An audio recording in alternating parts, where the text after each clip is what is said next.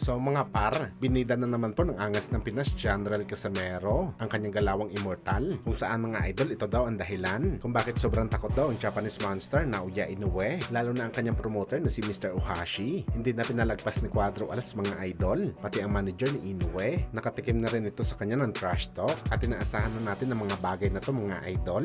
Dahil nitong nakalipas ng mga buwan at taon, hindi natin narinig si Inoue na umayaw talaga sa laban kay Casimero. Sa katunayan nito mga idol, gusto pa ni Inoue na lumaban, pero tutol nga palagi si Mr. Ohashi na palaga ng kanyang alaga si Casimero. At nito lang huli mga idol, si Mr. Ohashi mismo ang nagsabi na hindi daw sila nakikipag-deal sa fighter na overweight at direktang tinapos ang usaping Casimero kontra Inoue dahil hindi daw talaga ito mangyayari kahit kailan, na siya naman mga idol ang sinunod ng Japanese monster.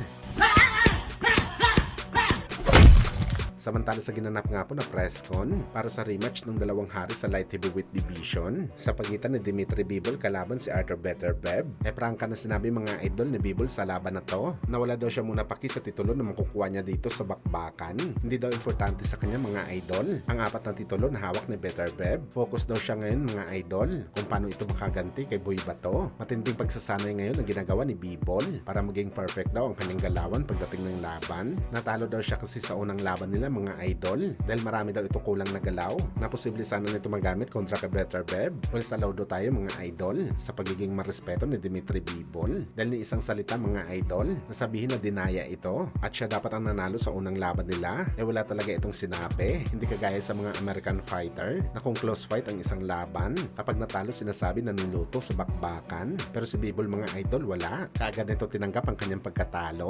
Kahit para sa atin mga idol, siya ang nanalo sa laban na yon. Wala talaga sa katauhan ni Bivol mga idol ang pagiging iyakin.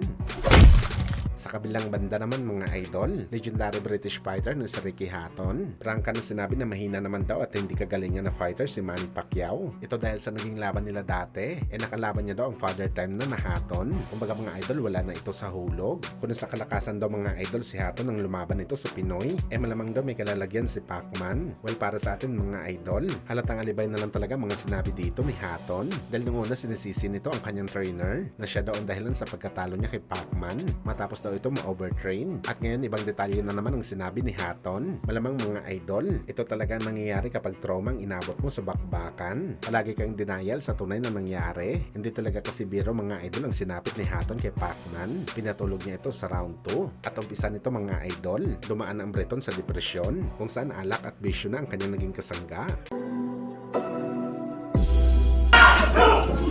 Gokot!